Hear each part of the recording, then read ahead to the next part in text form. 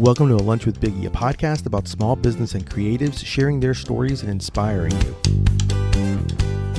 My guest today is a food storyteller with a curious palate and a love for travel and adventure. Please welcome podcast host for Let's Chisme con Chanti and content creator for Let's Try This Orlando, Chantal Aybar, or Chantal Aybar. How are you, Chantal? I love this intro. You like it?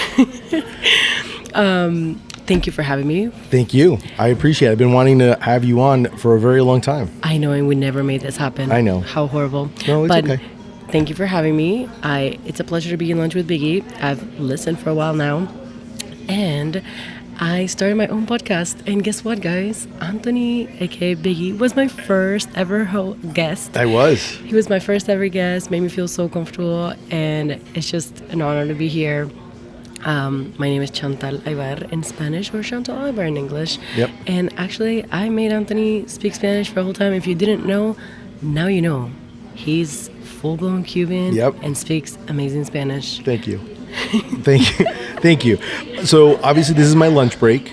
And we're actually here at Chisme King restaurant because I couldn't, of course, Chantal had to have me go somewhere that I haven't been to because she wanted me to try this. So which works out very well with her Instagram handle.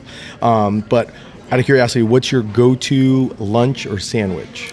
Okay, so my go-to sandwich would be a fried chicken sandwich. Okay. Like, I don't know what it is, but I die for a good fried chicken sandwich. Like, it's just my weakness, my cheat day. Like, if that's what I will do a fried chicken sandwich. Is there a local place that you go to that you have like a favorite, or you'll go to the fast food place? I would either option is good. Okay. Although I do love Jam Hot Chicken. Yes. I absolutely love them. But I mean, I don't discriminate fried chicken. No, I'm with you. You can never go wrong with that. So tell people a little bit about Let's Try This. Give people a little bit of an idea of how you started it and how it's kind of transformed through the years and why you wanted to start it. Well, I love this question. So I was born in the United States. Most people think I wasn't, but it was because my parents were living in Ohio. They were studying. But then moved to Dominican Republic. I grew up there, and my dad's like, you gotta go to college in the U.S. It's amazing. It's the best 4 years of your life. Like, take it from me. And I'm like, yeah, right, Dad. What do you know about fun? But, he insisted enough. I went to school in the U.S., and I decided to stay because I got a job in banking, which, again, it's what a lot of my family members do. Yeah. And I'm like, I'm going to be different. I'm not going to be a banker. Yeah, right. I ended up following the trend, whatever you want to call it. You're like 5 generations. Is it 4 or 5 generations? Yeah, 4th generation banker. It's crazy. So I try to be different. And in my own ways I am, but I ended up being a banker. And, but I always had like a creative side to me. Like when I was 12, I don't know if I ever told you, but when I was 12, I started a jewelry business. Really? Yeah. Okay. I made my own jewelry. My parents supported it. I started making money. And that's how I actually made my first investment. I opened up a CD. No way. And that's when I first started to understand compounding interest. Holy cow. At 12. At 12, yes. So wait, before we, so let me ask you this before, and I love that you gave me this. Was other people in your family, because obviously you had generations of bankers, but did you have other people in your family that were also creative or were entrepreneurial in that sense? Yes. So I have a couple cousins that do run their own businesses. One is like a dealership. Also, my grandfather's brother had like a university. Wow. On my mom's side, my aunt, she has like a pharmacy. So somebody else has like a cleaning product thing, just targeted for hotels, because Dominican Republic's very touristy. So, and then my uncle is like such a niche person. He would do gardens for like vacation homes in like a very upscale place. Yeah. So everybody had like their own thing. And it was kind of like the mentality of you have to be a business owner to make money, because that's kind of how it is in the third world country. So they're like, you have to, and you can be anything, but you have to be your own boss. Yeah. So the idea of being my own boss was always instilled in me. Okay. It didn't matter if it was like in a creative field or if it was in banking. They were just more concerned about me being my own boss. Yeah. No, I love that. I love that. What? So let's go. Let's bring it now back to a few years back when you decided to do Let's Try This Orlando. How did that start? So, again, I studied in Virginia, ended up becoming a banker, and I'm like, here I am. And then they sent me to a different city and then to another city, and I was like, dang, but I was free spirited. Yeah. That was when my creative side, and I hadn't forgotten that jewelry business and that entrepreneurial side of me. And my dad always traveled the world. So he would always bring me like things and stuff, because before he became a banker, he had a different corporate job. And I was always very curious, and my grandma also cooks all kinds of things. Yeah. And she would cook all kinds of stuff, so I was spoiled. And I would just get bored of eating the same thing. And I would just go out of my way in between my banking appointments. I would write down like, oh, I saw this place. I saw this other thing. In this magazine, this place is opening. And I would go, because I was new to Orlando. And my job had sent me, and I was by myself. So I was like, how do I make Orlando fun? And I told my coworkers, I didn't choose to be here. I was sent here. And they're like, but I'm open to trying it. And they're like, we're going to show you that Orlando's fun. And I'm like, well, take me. Yeah. So I started going out with all of my coworkers, all kinds of age ranges, and writing down different places. And then people were like, Chantal, you need to put this somewhere. Like, you got good recommendations. You know where to go. Like, and I was like, because I'm really good with special directions and maps. Okay. And I would be like, this is on the east side. This is on the west. This is north. Like, they're like, you please put this somewhere. Like, and I was like, oh, okay. One day, I had a day off. I had no plans. And if you know me, I cannot be without doing something. Yeah, I was going to say, you don't know how to stay still. No, it's very tough for me. Yeah. And that day, I was by the pool with a friend. And I said, you know what? People keep telling me this thing. And I said, let's try this shit. And I literally just nonchalant, let's try this shit. And I said, but then I was like, how are we going to name it? I was like, well, I can't put a curse word on Instagram, but I put let's try this, and ORL as an Orlando short. And I was like, okay. And I Googled how to do hashtags, how to do this. And I started posting because I already had tons of pictures of food like a weirdo in my phone. How long ago was this? When was this? November of 2018. Yeah. So 5 years ago. Yeah. Almost. Yeah. So, and I started opening it, and I got in contact with other food bloggers, because then people, Instagram started recommending you and telling, and then other food bloggers, and I'm like, wow, there's a community. That's the last thing I thought. I'm like, there's a community of people that do this. Yeah. And everybody had a different path, but they do it as an outlet. Some do it as a full-time job. I was like, my mind was blown. I was like, whoa, this is a whole new world that I had no idea. Yeah. And then I told you the story that a friend from New York was like, why is it oral? And I'm like, ORL is short for Orlando and not oral. So it's like, I don't want my Instagram to be confused. So then I renamed it to Let's Try This Orlando. Yeah, no, that's and it worked out very well that way. And I guess as time grew, you basically have gone, because I'm always kind of curious on how, you and I have talked about this. The foodie community and the food blogger or Instagram or just food, those I guess, what do you call them? Food creators. Food creators, yeah, food content creators. I would say you've seen them come and go. Yes. And it's always kind of a tough one and I'm always kind of curious. So I'm going to ask a few kind of curiosity questions that, because I don't consider myself to be I'm a food content creator in the sense that I love sandwiches, but I don't get invited to the things, to many things that you get invited to. So tell people, is majority of it things that you get invited for? You pay out of your own money? How does that kind of work? Because I think there's let's just go this. Let's rephrase the question. Give me some of the misconceptions that people assume food content creators are like or do. I absolutely love this question, because if my new journey, my podcast of Let's Chisme con Chanti, I one of the purposes is to show the other side that of the envelope that people don't realize. Yeah. And I've invited quite a few creators and people on all sides of the food industry for that sole purpose. Yeah. And first off, I will start with I spend about $1,000 in restaurants a month, and I'm a single person. So it adds up quickly, and even though you can, and that's just food. That's not even driving. That's not commute. I'm assuming that's not. You're not even. That's not groceries. That's not or that's commutes of like driving to those places. No, that's solely. I remember I'm a banker. Yeah. I have all my budgets and I have all my categories of spent. It's usually an average of $1,000 that I spend on restaurants. Wow. So, just to put that out there, you can his face.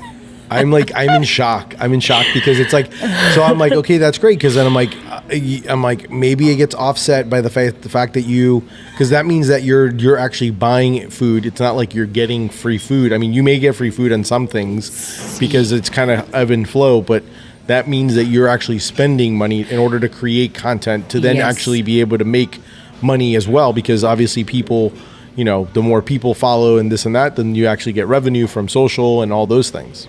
Correct. So I just wanted to shock you there please. So that to give you a number and be specific. Yeah. But so I'll put it this way. At the beginning, you get excited or you're getting invites. Oh my gosh, this is amazing. This is so cool. Wow. Yeah. I'm going to get invited. I don't have to pay for it. Actually, I can bring a plus one.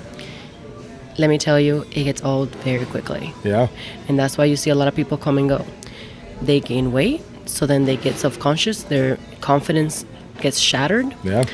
Then they don't know how to manage all the invites. Then they get a lot of pressure to post. Then they compare themselves to other people and other content.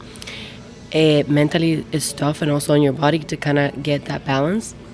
I also gained weight, partly during COVID because of COVID and stuff, and I had to work on having a healthy relationship with food, and then lose all the weight, and then find a style and a way that works for me, for Chantal. Yeah. So after 5 years, I think I'm at a healthy place, but it is a balance. It is a balance, and everyone's body works differently, and what works for you doesn't work for me. I also spend more money because I make sure I have I don't have that much time and I work a corporate job, so I get a meal subscription that's costly but healthy, counting, with control calories for my lunch. So then, ideally for dinner, I can create content. Sometimes it's invited, sometimes it's not, but as I was saying, at first you're very excited about the invites, and some people stay in this phase and then never kind of grow out of it. Yeah. But a lot of the people that I respect and I aspire to and how I am, then you realize, well, why am I eating the third burger this week? Did I really want a burger? Yeah. No. Yeah. So even if you invite me to have a burger, then I'm like, you know what? My body's craving a salad. Yeah. So I would rather pay for my salad than have a third burger. No, and I get it that. becomes this thing of I appreciate the invite, but I don't want to eat fried food 5 times a week. Yeah. So I would rather accept 2 of those and then pay for 3 that are things that absolutely interest me. Yeah. Because if not, you only end up accepting the invites and eating all the junk food or not so good food for you that people are inviting you. Plus, you end up having, which is another issue in the community, you end up having the food and the content that everybody has. Yeah, so you all kind of have the same thing. So then why should someone follow you if you're just providing the same as everybody else? Which goes to the point that I told you. Then mentally gets tough because then you compare yourself to someone else. So you have to you end up seeing okay, what are invites that truly excite me? So now when I get invited to somewhere and I go, is because I have already looked at the place and seen, oh, this is a place that if it was a Thursday night with my friends, with whoever, I would actually want to go to. Yeah. Not just going because it's free food. At the beginning, you get excited and you just want the content and all that. But then you get No. Would I be going with my family? Would I be going with my friends? You know what? Yes.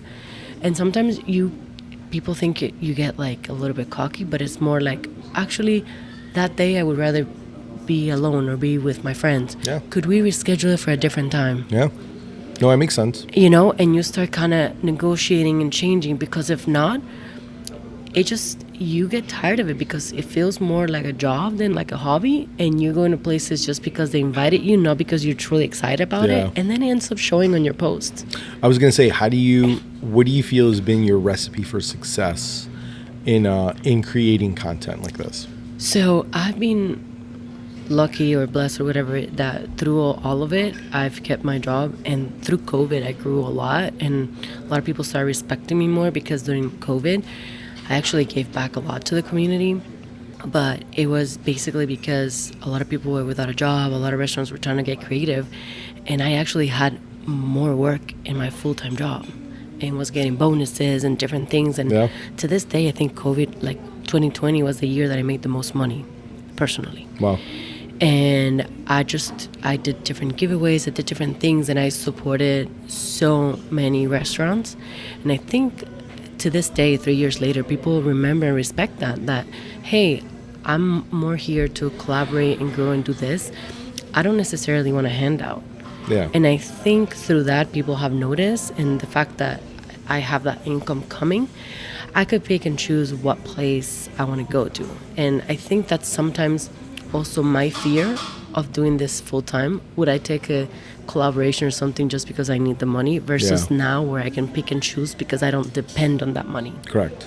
You know, and Yeah. that's always been, conundrum that have to, evaluate, because sometimes even when I ask for things and they say no, then I purchase it on my own and be like, Okay. I don't need you. Yeah, exactly. Exactly. No, that's what makes total sense. The other thing that I'm always curious about, because I sometimes I don't know, it's like, I'm assuming it's a mindset. When you come, like that balance of creating content and enjoying life, you know what I mean? Because like sometimes you're just hungry and you just want to eat, and you don't want to and you don't want to feed the camera first. So like, how do you balance that of like trying to like be in the moment, enjoy it, but at the same time also, you're like, oh, well, I'm here because I want to create. I'm also creating content. So how do you balance that?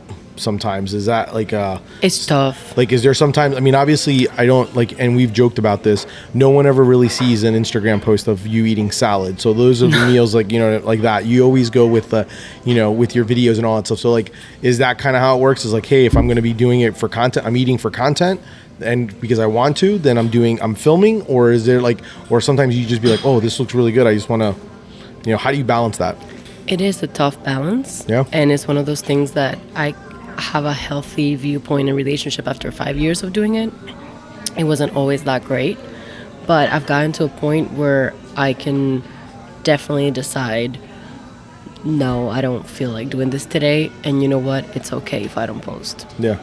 And I'm totally fine, because I would rather skip on that one day than then burn out and be, oh, the food blogger, do you remember? Oh, yeah, our videos were cool, and then I don't know what happened. And I have so many stories like that. Yeah. Actually, a friend of mine, oh my God, I love him, but he's like, I thought he was an asshole because he told me, and we're close, but he told me, yeah, I don't say hi to these content creators if they haven't been around a year. He's like, I won't bother follow them or say or interact with them or anything. And I'm like, why? And he's like, I don't know if they're gonna last. And I'm like, wow, that's such a tough approach. Yeah. And I was like, oof, that's harsh.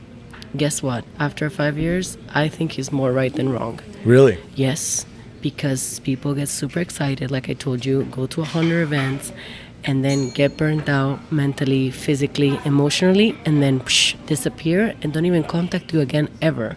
So it's like, so were you just using me for the content, for the community, for the engagement? Yeah. Like, what would?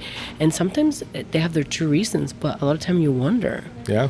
And I always think about that friend that said that, and he's still in my life, but I always joke with him about it. I'm like, wow, I thought you were exaggerating, but I think about that so much because I don't want to do that to myself. Yeah. I don't want to get to a point where it feels like a duty and I'm not excited about it. Yeah. No, I think that's super important. The other angle or the other side of the coin for you, because I did say that you love to travel. You've always been a traveler. So I'm always kind of curious about like because that's one thing. If you follow Let's Try This Orlando, you'll notice that the content kind of goes on her stories and all that stuff, all the different locations. Sometimes my wife and I will go, is she gone again? Like, where did she go? Because sometimes you don't know if you're here, you're not here based on her stories, which is amazing. But how do you decide, like, where? I know obviously you have a love for traveling. It's like something that's been instilled in you. And I always love seeing your adventures when you go there. But how do you decide, like, when you get to go? Where do you get to go? I mean, like, I'm just kind of curious on like how you pull that off, because you're always either going en mana, like with, it's like I'm going with my sister, I'm going with my family, or I'm going with friends, but you're always going somewhere. So I love traveling, just like I like trying new foods. Yeah. I like to experience the new cultures through their food. So I don't want to eat it here. I want to Eat it there. Exactly. I don't want the locals to make it for me. Yeah. So, and I also have a love for languages. So I'm all for putting myself out there in different situations. So I kind of pick based on what Instagram gives you, what stories my family has, because a lot of people in my family love to travel. Based on the stories I collected and all that, I have certain curiosity. But also, I decided that a lot of people just go to Europe because it's easy and convenient. And I understand that and I see that. Mm-hmm. But I also just realized I'm not getting younger any day. Every day that passes, I get older. Correct. So my approach is different than most people because I'm like, I want to do the more remote adventures when I'm younger in the countries, the developing nations, because the infrastructure is not as advanced. So to me, like my most recent cool travel, I went to El Salvador. People are like, what? I'm like, well, Spirit has a direct flight, it's cheap, it's convenient, and I can rough it now versus 10, Correct. 15 years from now. I can climb those volcanoes like there's nothing. I don't know if I'm going to be healthy in 10 years or in 5 years. Yeah. So that's kind of how I do it, based on proximity, how much time off I have. And I always think of, for example, I haven't been to Germany. And I always think to myself, well, if I'm 70 or 80, you can push me in a wheelchair around Germany and I will enjoy it and get to see it. But you will not be able to push me in a wheelchair around El Salvador or Guatemala. Yeah. I will not enjoy it. It's not wheelchair accessible. Yeah. So that's the kind of the approach that I take. And based on that, a lot of times I just book it. And if somebody wants to come with me, come with me. And if not, I go on my own. What's your travel tip for that? Like, if you're gonna go, like, where do you usually like purchase your airline tickets and stuff like that, or a lot of look and see? So a lot of times I would just do Google Flights and see dates that are cheap. And that's the thing. I'm flexible on the dates and location. Yeah. I would just see what's cheap for what season. And I mean, and if it's a country that I don't know much about, I'm like, let me see. Like Albania that I went. Everybody talks about Greece or this, and that. And then I saw specials for Albania. Did I want to go to Albania before that? No. But Google said it was very affordable. I looked into that and I'm like, wait a minute. Is Greece's neighbor? It's just as pretty, but it's like it's like the ugly neighbor that nobody knows about.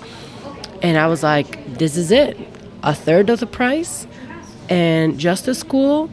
And it'll be like a unique experience. And sure enough, I put it in the universe. And before I knew it, from the food community, somebody found somebody that was from Albania, gave me some recommendations. And I found somebody here in Orlando that was Albanian. And before I knew it, it was like just manifested. And I was like, I'm going. And ended up being a great experience. Actually, I even got free food for my food creation in Albania. I remember seeing that. You went into the kitchen with them Yes. and got to do it. And they were so excited that I was going to give them the content that they Yeah. were like, we'll cook whatever you want if you give us the content in the video. And because I was traveling by myself, Yeah. I was like, sure. And it was a bonding experience with random chefs that didn't even speak English. Yeah. Right? And it was so amazing. It was one core memory of travel that I will retain forever, you know? I was going to ask, would you say that's where like your most surprising place you've been to that kind of surprised you, since you've basically gone to so many different places? Is there one that's kind of like shocked you, like, wow, this is way better than what I expected it to be? Or, it's kind of like underrated and more people should go to? Underrated that more people should go to, I definitely think Guatemala. I went last year and I'm gonna go this in 2024. So I absolutely think Guatemala is it's up there for me. That's awesome. I mean, again, Spirit, direct flight from Orlando, 3.5 hours. You can get tickets to $200. I mean, you save $50 a paycheck, and you got, and in 2 months you can raise the money for that, and the accommodations, and it's very active. It has a lot of good rum, a lot of good rum, a lot of good ice cream, it's just. And it has a lot of volcanoes and outdoor and lakes, and it's just amazing. It's just beautiful. Yeah. So I'm kind of curious because is most of your content created on your phone, or do you bring a camera? So on my phone. Okay, so I thought of doing the switch, but I decided against it. Okay, so I'm just going to ask you, since your phone in front of you, I want to know how many photos you have on your photo, because I'm intrigued by this, on how many you can possibly have. And then I was also going to ask you, what advice do you have for creating content on your phone, like any apps or anything like that you recommend? Okay, so and I'm gonna look at mine too to see how many photos I have, so I can be as shocked from when I see yours. Okay, so what do you got? Oh my goodness, I have 49,208 photos and 42,927 videos. What? How big of a phone do you have? You must have like the largest one. Do you get like the largest one, or do you use iCloud or something? I pay for like a terabyte. I decided that I will have all kinds of clouds. Yeah. We live in a modern era. Yeah. And the cloud is my friend. Jeez Louise. I have 31,000 is what I have. Total? 31,000 and 3,000 videos. And 3,000 videos. Yeah, because I don't take enough video. And this is where I kind of want to learn from you is, what do you use to edit all your videos and all that stuff? Like, what are you using a particular app, or are you just filming on your phone and then just, because your edits are great and you do amazing content. So like, if you don't want to give me trade secrets, at least give me some advice and tips, because I know that I need to be able to create more content. And it's very easy to do it on your phone and be able to do those things. Yeah, no problem. Listen, there's no secrets, and I want to support you. And anybody that wants to get started, they always ask me, and I'm like, sure, no problem. What are your musts? You don't have to give me all of them, but just give me your must ones you think. Yeah, so for a long time, I was editing right on TikTok, but they changed some of the watermarks, so I had to pivot. I loved editing on TikTok, but they changed the watermark because a lot of people were editing on it and then taking saving it to other apps, and they're like, we don't want you to use us for that, and then post it on Instagram because they have some beef. Yep. But so I mostly use either CapCut or InShot. Okay. Those are like pretty simple, pretty nice. Every once in a while, I use Video Leap, but most of the time I use those, and then I did pay. It's so particular, but sometimes I be like that. And then I paid for Captions, which is an app for just captions. Yep. Just because I think they're pretty, so I paid for it outright. Is it a yearly? Is it just an outright thing? I think it was just like an outright, and I was like, you know what? I want this captions. Okay. Even though Instagram, if you enable them, adds a caption. TikTok YouTube, they all add the captions. I was like, I want this captions. Okay. So I paid for it. I'm going to have to check it out. Yes, because you can color code it. Oh, really? Listen. Okay. This is my particular secret. If the video, I put letters or signs in one color, in that app, then I can color code it for my captions to be the same color and all be matching. And I have something about matching, even my outfits and everything. I'm even looking at your phone, and I could see the icons are actually in color variations as well. They're color coded, yeah. That is some craziness. I'm all about color coding. I love it. And I think that's important too, even when you're like, especially when you're doing video, you want to make sure you're having, especially when it's food, like the colors. You want different colors to kind of go and do those things as well when you're filming. Yeah, well, and part of it is also that I realized I want to have this one piece of content that I can just post it in whatever platform I want. Because a lot of times there's really cool trends going on Instagram or TikTok, but then to get them out and make it make sense in other platforms, it becomes more work and more of a struggle. So I'm like, those are fun. And again, I have no rules. If I feel like doing that trend and just doing it on Instagram and it just inspired me in the moment, I'm going to do it. Yeah. No questions asked. But for my regular content that I want to show my audience that is more like, here's an experience that you need to try, I will do it in one of those apps and then just export it and then just make sure that it looks good in every platform. Do you, since you have so much content, so you have so many videos, how do you organize like your album? Is it like an album? Do you have it like based on certain locations and you do it like that? Or like if it's like a certain restaurant, you keep all that stuff in one spot? Because after a while, you're just kind of scrolling then trying to figure those things out. How do you keep it all straight?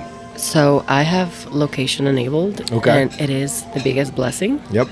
Because I typed in the date or the location and things come up, but I also do make folders per restaurant, but it also becomes kind of crazy. So I'm actually very timely that you asked that, because I am working on just standardizing and creating my own database and possibly just having like a virtual assistant or something to keep up and organize all my archives and everything that I've worked on, so I can have like library of like, these are the places, experience and things that I've done that I can do with your brand, or some of them to get rid of them because some places don't exist anymore. Some places sadly have closed down, have changed, all those things. So I'm working on kind of organizing the data, since I'm very numbers driven. Having that data like a mess, it bothers me. Yeah, I can imagine. So that's a good point I wanted to talk about in the aspect of, so you've been for the time that you've been doing it, at what point did you start kind of going where it becomes like kind of like hobby? Obviously it's a passion, but when did it go from hobby to start actually making money to where you're now going to the point where you're kind of like a food expert, where you're now going to businesses and businesses are acquiring your help and things like that? Like, how did that transition kind of go, and at the same time balance the work aspect? But that's a different topic. Well, let's go with that one first. Okay, that I like this question. Actually, most of it was a little bit out of anger and out of feeling used. Okay. And that's very personal and raw, but and I think a lot of creators could relate to this, but it was a hobby. I'm doing a video in this restaurant, but then along came marketing companies, PR companies. So then this restaurant is having an opening, it's having a menu change, it's having, you name it. And then they're like, oh, come here, eat for free, post something, I will get a paycheck and you will get a thank you. And as soon as I understood the logistics of that and how I was driving all across town, I was driving 30 miles north, 30 miles south for sometimes like literally like an ice cream or something.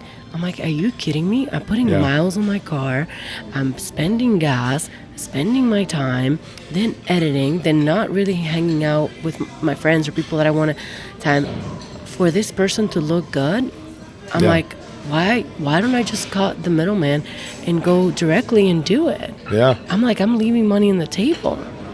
And at that point, a few years back, there was, in the food community in Orlando, there was some kind of beef between the people that charged the restaurant and the people that like just did it complimentary. Yeah. And I was like, I didn't see both sides that well, but as soon as I was like getting, tired and seeing like, wow, you're profiting out of my content, I was like, wow. And don't get me wrong, I love PR companies. Now I have, good relationship with some of them, but I pick and choose because literally their paycheck is to put this together and then use your time, energy, and posting. Yeah, because then they just share your content. Or they just share the strategy with the restaurant and coordinate everything, get paid for the project and what they coordinated and posted and the results, and they just follow up with everybody that created. But I'm like, wow, every person that created just gave them something for free so that they look good. Yeah, it's crazy. And that's a more simplistic, there's more to it. Yeah, of course. But that's like an overly simplistic. And remember, everything ties back to, I'm a banker, and when I understood, and I'm an economist, so when I understood like the economics of it, I was like, why is somebody profiting off me, and then I'm tired, exhausted, and full of eating this food that I don't necessarily wanted to eat at this time? So that's when it started like bothering me, and I'm like, you know what? Some places, if I didn't feel like going or I wasn't sure, I was like, sure, I'll go for this much. And if you really want me there, you pay. And if not, now I know what I'm worth. Yeah. And that's literally simple as that. That's how it started. People can take it as they want it, but I'm being really open and honest. And I don't know, I was like, why are they making money and I'm not? Yeah. When I'm doing the dirty work. So how difficult is it? Usually, and I'm assuming there's like a barrier entry of who you're offering this to or not. Because like, let's say, there's some places that are not great, but they're like, oh, well, let's try this. We can get Chantal to come over here and show some love to it, and then it'll be good. Is there like what's the dilemma there sometimes? You know what I mean? Because I'm assuming if a place is not that great, do you just say, yeah, I'm not interested, or and that's kind of like the dilemma, right? It's happened, and I try to have a good delivery. Yeah. It's not always the best. Yeah. But sometimes if they tell me, I'm like, hey, I'm so sorry, but I went on my own and I didn't enjoy my experience. Yeah. Or wow, that's a tough one. Oh yeah, but it's a tough one. Actually, online, I'm pretty politically correct because I'm not out here to ruin anybody's reputation or any business. But if you ask me privately, I will tell you. Yeah. And as simple as that, I'm very honest. And actually, one of the biggest, most powerful business owner that has so many restaurants across Orlando, he will personally DM me, or his wife will reach out to me and ask me, what did you think? How can we improve? Yeah. Because sometimes, the chefs will get like a little bit upset or the ego would get hurt. But I'm not afraid to tell them. Yeah. I will tell them to their face, I did not like this dish, or this dish needed help, this didn't work out. And I will tell them, and you can ask like food creators because they've been there and they're like super awkward, like, Chantal, just tell them it's okay. And I tell them because I'm like, I'm not doing anybody's favor if I just tell you that it's good, but I know I'm not going to post about it because I didn't like it. Correct.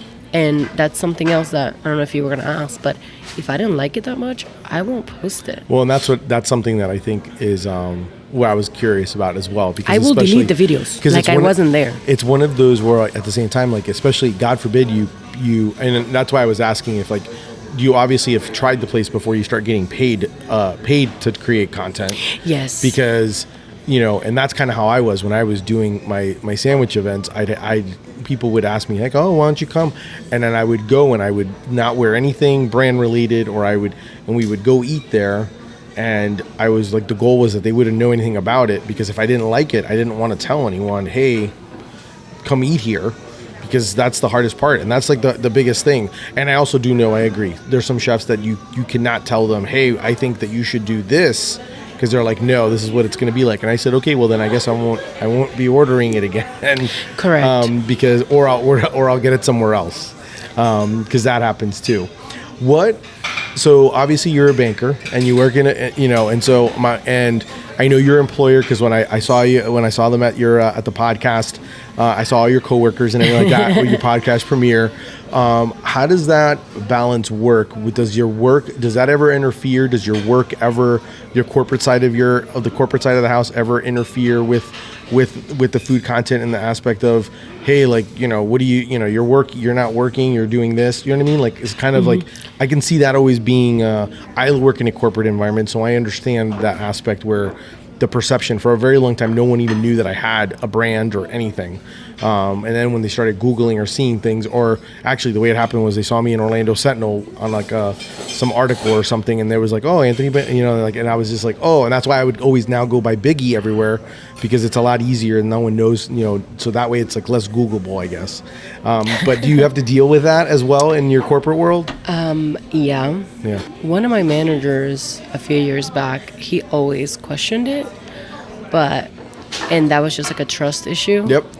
But my past two managers have been super supportive, because I just put in my numbers, put in my hours, and actually a lot of times it brings more business. Yeah. Because I do work with stuff related to business owners, and because of the brand that I've built and how I am with everything that I deliver, people are like, oh, she was timely, she did everything that she said she would, we did a deal with her, or we wanted her help for something and she was helpful. They assume I'm going to be the same in banking. Yeah. And then they give me a chance, and then I am, and then I usually deliver. Yeah. So then they're like, oh my God, this is amazing. We have a fun banker. And it just changes the conversation. Yeah. And when my manager asked me, how did you find them? No, they found me, or I met them eating, and then they want to do more business with me. So it actually helps. Okay. I would say my food aspect helps more my corporate than the other way around. Got it. Because if my corporate wasn't there, I would probably have more hours to devote to the food creation, and I would think I would be further along. Yeah. But, everything's subjective, and I'm very entrepreneurial, but I do take very calculated, meditated risks. If I was more of a risk taker, I would have probably reduced it to half-time or something. I'm with you.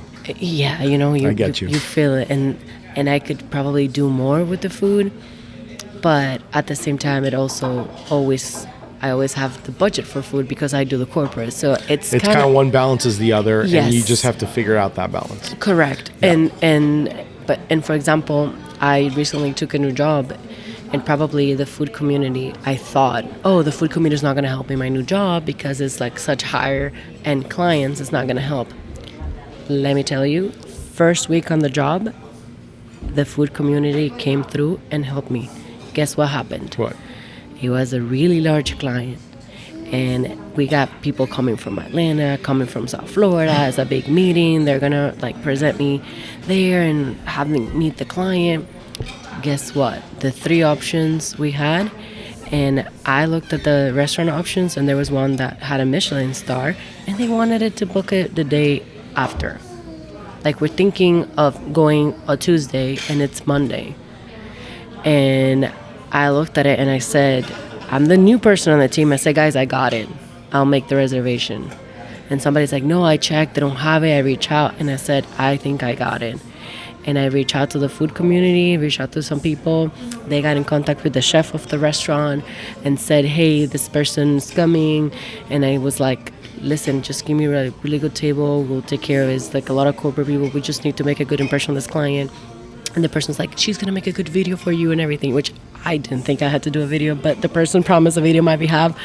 But that's how we got the reservation. Wow. And literally all my teammates were mind blown and asking me, who are you and how did you get this reservation? Now they're Googling you, trying to figure out, and they're like, oh, okay, now I know why. Exactly. I love it. And guess what? Client was super excited, extremely happy. My boss was like shocked and excited. And the video ended up doing really well. The restaurant was taken care of. I love it. So we talked about this. You recently started a podcast. Mm-hmm. So tell people a little bit about, how did the Les Chisme con Chanti podcast come? And I know it's a collab with like HiHelloLabs, but how did it all come about? Like, how did that come? Was that something you because we talk about premeditated ideas and things like that. Oh, is yeah, this very something, calculated. Is this something that you kind of thought of and everything like that? I mean, I already noticed that one of the calculated things, because I do love the way your brain works. Like it's, Spanish Heritage Month. That's when the podcast premiered. Yes. And you're very good when it comes to that. But how did all that come about? Like to do a Spanish speaking podcast and all of that. Obviously, you can find it on YouTube and change the edits. You can give that hack so that people can watch it. But give me a little bit of a rundown of how all that kind of started. So my podcast, if you didn't know, launched the 6th of September of 2023. But this was something I had talked about since 2021. You've been talking about it. Yes. I had, like people say these days, I put it out in the universe. Because actually a friend of mine, a creator, really close friend, Puerto Rican, he's always said, Chantal, let's do it. It's like, it would be great. You're charming. We should do it. And I'm like, and he's like, you have really good diction. We could do it in English or Spanish because both you speak really well. And I was like, sounds fun. But I said, I absolutely cannot add more things to my plate. I was like, looks really fun, but I'm not about to start. I didn't even switch from phone to camera editing. And you want me to start editing a full show? I said, no. I said, absolutely no. Yeah. So I said, I love the idea. Let's see if we can get sponsors, do a partnership, collab with somebody. Let's just see. Like, I'm not about to just start and edit those things. I don't do it for my videos. Do you think I'm going to edit a whole show? I said, no. Yeah. But my friend Chisme, we talked about it. There's a podcast that's called Hablando de Comida. Okay. Translated in Talking English. about food? Yeah, talking about food podcast. Hablamos de Comida. And my friend listened to it a bunch. He would share me like, dude, like we could do this so much better and cover Orlando. And I'm like, oh, sounds amazing, sounds fun. Then I heard their podcast and I'm like, dang. And, and I started listening to more and more podcasts and I was like, wow, I would love to, but I'm like, I just don't have mental capacity and the time for it at the moment. And so I just put the idea to the side, but kept thinking about it. And just like with the food, and somebody said, you regret it. One day somebody said, you have to meet these people. And it was the couple from HiHelloLabs. Yep. And I met them.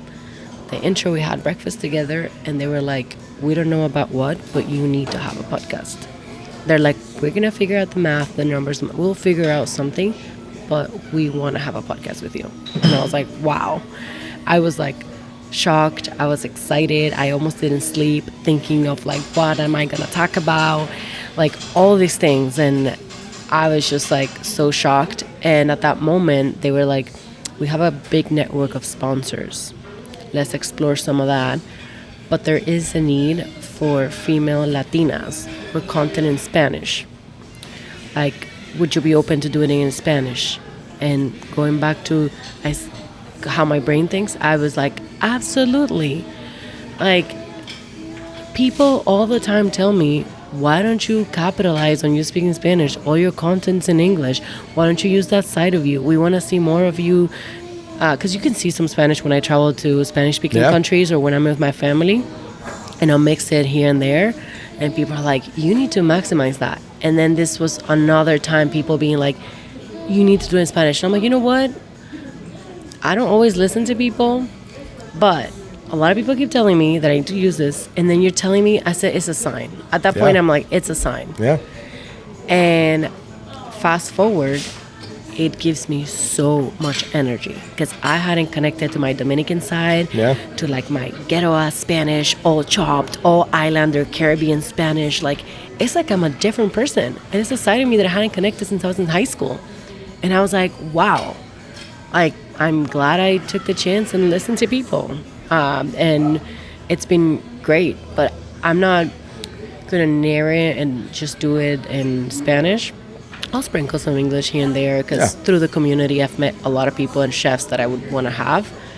But I'm like, wow, I've connected with a whole side of me internally. That's awesome. That was lost in there, somewhere. Yeah. So that's kind of how it all happened. That's great. And you guys do it at HiHelloLabs off of Orange downtown.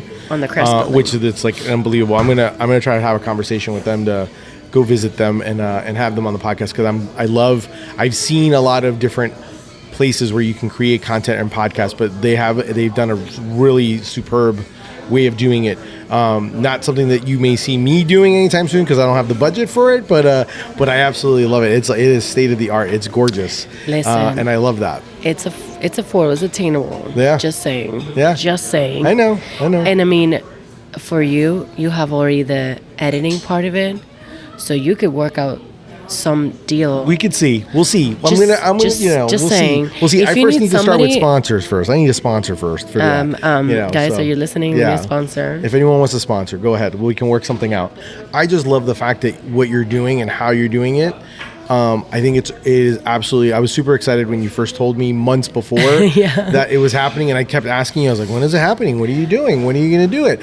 And so I'm really happy that you get to do this because I think it's another side that people get to see of you. Mm-hmm. And I also think the fact that you don't have to worry about editing. Like I was talking with them, I'm like, you don't have to worry. Like you have to worry about getting the guests, but they help schedule it. Mm-hmm. They help do all those things. I mean, those to me are the hardest parts for me to have to do is the scheduling, the editing, the research, all those things. There's a lot of work involved when it comes to a podcast. Yes. And so you get the benefit of being able to actually do it and not actually, and then share the content. But they do such a good job creating it and doing and distributing it that it works out great for you. Oh, and actually, I'm going to hire somebody to just edit and take reels out of it. Yeah. No, that's great. So, because I told you, I just don't have the capacity to edit more. Well, we may have to talk because I've been seeing a lot of stuff for podcasts and AI where they actually will create those. I'm all ears. Yeah, I've seen those, and because I've been looking, and since I don't do video, because that's the thing, everyone keeps asking me, is like, when are you going to do video? And I'm like, I don't have the capacity to edit video. I'm like, it frustrates me to do video on my phone. I don't know if I can actually do editing a video for a podcast too. May be cheaper than an assistant or editor because obviously that obviously takes some time to do. No, because I'm open to all of that because I realize first you have to invest if you believe in it, if you believe in yourself and your brand. And luckily for me, last year was the first year that I got the most monetization on my brand. Yeah. And I had different goals in mind. Again, I'm very calculated. Yeah. Everything, I'm very calculated. Sometimes people just think the free spirit, you should post phone videos, but I'm very calculated with so many things. Like there's an analytical side of me that just takes over. And I was like, okay, I need to either make this much a month from content creation or have this amount of savings in my bank account. And then I will try to do just content creation. And I'm like, whatever happens first, and it's a specific number. I don't know if people want to know, but no, you just keep it. Yeah, I'm open with those things because I'm very specific. I know. So I'm like, these are my goals. Either this monthly income stable, and then guess what? Podcast is one of the ways that if you get a sponsor, it would be predictable monthly income. Correct. Rather than chasing local restaurants, because in reality, I don't want to end up literally just having three contracts, and just posting about the same 3 restaurants all the time. Because I've seen that happen, and then your content suffers, and then you don't even want to eat that food anymore. No. Which goes back to why I started. I want to try different foods and restaurants all the time. Yeah. No, I love it. It's that's so accurate. What advice would you give someone wanting to start something? Honestly, I would just say start it and pilot it, ask people their opinion, just go for it. Because sometimes we just want to have the perfect timing, the perfect product, the perfect stories, the perfect everything that we get in the way of ourselves and don't start it. Yeah. And half of the battle is starting it and then just taking people's intake and opinion. Did I think I was ready to launch when I launched? Absolutely not. But I was like, hey, Hispanic Heritage Month is starting. I want to have something to show for when it starts. And also, I need a deadline on myself to make sure I'm accounted. I'm accountable. And is it perfect? Sometimes, even with my videos, I'm like, it's not perfect, but it's good enough. And it's better to have a video to show something that I really liked than making that extra transition perfect. Yeah. I would just say start and see how you like it, because it lets you, and a lot of them, if you see entrepreneurs having like a prototype, a soft launch, a pre-opening, a pre-whatever, so that you can test and get the feedback and do the tweaks along the way, and you will have the time and energy to do the tweaks along the way. Because if you're just paralyzed about starting, it's going to be tougher. No, I totally agree with that. I absolutely agree when it comes to doing that. I think that's like so important to be able to just get out of your head and just start working and start doing it. Yeah, and it happens with a lot of creators, and then they end up like not posting as often. Am I as proud of all of my videos? No. There's some that I'm absolutely proud of. There's some that I'm like, man, there's some that I'm like, oof, what was I thinking? But guess what? Each of them connected with different people at a different level. So I'm going to ask you two more social questions, because I'm kind of curious when it comes to content. One is, how often are you putting? Are you like, I know you do it every day, but are you doing it multiple times a day? And then that's one aspect of it, because I'm always kind of curious on like how much content should I be posting or doing on social? So the people that are the most successful, that I aspire to be one day, possibly, I see they post 2 to 3 times a day. Yeah. Other people that I know post like 5-6 times a day. I don't know that I'll ever get that way, to that point. I don't know. Yeah. You never know. But I would say like top of the line would be like 3 times a day. I do 1 and sometimes 0. Yeah. But for example, weekends, when I have the time and I've batch edited, or I have something for my podcast and something for my restaurant, I'll post twice a day. Yeah. And just space it out, 1 in the morning, 1 at night. So that also gives me the space to live in the present and connect with my family, my dear ones around me, because I will never be on my phone when I'm actually eating and hanging out with friends. I love that. I love that you're actually present. Like once you do what you need to do, that's it. Oh, they know. It will only be the camera app open. Most of the time, they will have it to record me, so I'm not even holding the phone. Yes, because I do love seeing you eat. Yeah, so they will be holding the phone. I won't even be holding. They record it. They say, "You approve?" Yeah, just throw that phone in there. We'll have a dinner and then forget it. How often are you posting older stuff that you've done? So, because I don't usually see older things from you. No, I try sometimes to recycle, depending if it's relevant, or like if a restaurant has a milestone and is a place that I love and want to support, I will do that. And going back to, I try to have a folder per restaurant. So like, I really like Doshi. It's a Korean experience. I've gone 3-4 times, maybe, something like that. And I think they paid for half of them. I paid for the other half, Okay. So, yes, they invited me, but I went back and paid on my own, and they were super excited. Was that good? Yeah, because it's that good. I would pay for it, even if you don't invite me, I'll pay for it. So I've tried, and I've seen their progress, because at the beginning it wasn't as good. And I told them, and and then I went back and it was better, and then so I brought friends. And, for example, I'm subscribed to the email that they were going to celebrate their 1-year anniversary. Well, I went back to my folder, Doshi, in my phone, and I took random clips, found an audio, and just made a post. Congratulations on your 1-year anniversary. Because I like it. I've been multiple times. Yeah. And I want to show them, I support it, and like, congratulations on that milestone. Yeah. No, some restaurants don't make it a year, so I'm glad to have you in this community, and congratulations on 1 year. So that's when you will see me, kinda. Or I started doing the Let's Try This Day, because I realized Central Florida is really big and people don't want to go to one area unless they have a few things where they can spend many hours. So I started with that every so often. I like that. Those have been very popular. Every one of those videos have been super popular. They're more involved, so they take a lot more from me. But whenever I can and have a vision, I do it. And then Let's Try This Day, and I've done Winter Garden, I've done Titusville, I've done Mills 50 with no reparking. I've done quite a few. I think I've done Ocala, something random. So if you're going to go out of your way, you have a few things to stack up. Yeah.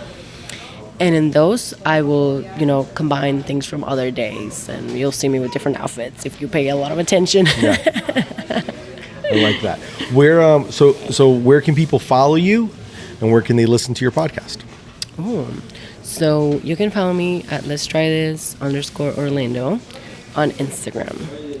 If you go to like TikTok and YouTube, it would be _Let's Try This _. Okay. Because Let's Try This Orlando didn't fit on TikTok, and then I made YouTube to match TikTok. I don't know why. And on Facebook, it just says Let's Try This. Even though I said the Let's Try This Orlando, it just it's super weird. We'll put it all on the show notes, so you can you'll see all the socials on the show notes. Please, to be able to look at it. Yes, it's very complicated, guys. I'm so sorry. Just put it there so they can click it. Yeah. And then the podcast is at www.letschisme.com. Yep. And it has all the options of like different platforms. Many platforms. many platforms. Chantal, I truly appreciate our friendship. I appreciate all your support. I thank you so much for enjoying my lunch break with me today. If definitely make sure to check her out online on Instagram. If you're following her, send her. You may not be able to get a DM, but you'll be able to at least send her and let her know that you heard her on the podcast and you wanted to give her a follow. Trust me, she is a must follow. My entire family follows her. She's the one person that I love. I'm always looking to see where she's either headed to, trying to figure out if she's actually there at the moment or if she's actually in Florida still. And at the same time, always has amazing advice and amazing food options for you to be able to check out. So definitely do that. If you enjoyed the show, to make sure to subscribe, make sure to leave reviews, leave stars, do all that. Tell all your friends. If you want to support me, check out my brand, Deli Fresh Threads. Do some shopping and obviously wear some Deli Fresh Threads everywhere you go and send some pictures. Thank you. Until next time, keep eating sandwiches and follow your passion. Thanks, everyone.